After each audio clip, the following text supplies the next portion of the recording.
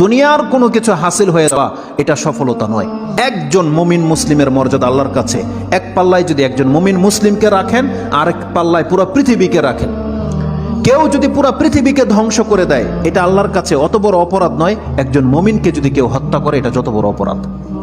তাহলে একটা মানুষ তাওহীদের উপরে যারা আছে তাদের মান মর্যাদা এত, আল্লাহ বলছেন অতএব তারা যেন দুনিয়ার জন্য নয়, বরং তারা ওই পরকালে জাহান্নাম থেকে মুক্ত হয়ে যাওয়ার সেই রাস্তা যেন তারা অবলম্বন করে। কারণ সেই দিন যাকে জাহান্নাম থেকে শুধু বাঁচানো নয়, দূরে রাখা হবে।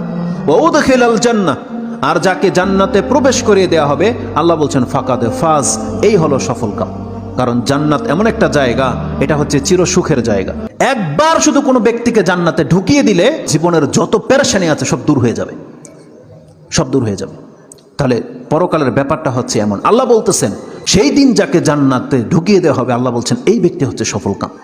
তাহলে এই সফলতা আসবে কিসে? একমাত্র আপনার ঈমান, তাওহীদ। আপনি আল্লাহকে মেনে নিয়েছেন, আল্লাহর বান্দা, আপনি আল্লাহর সাথে শিরিক করেন না, এমন প্রত্যেকটা ব্যক্তি সেই জান্নাত সে পাবেই পাবে। এটা আল্লাহ ওয়াদা করেছে।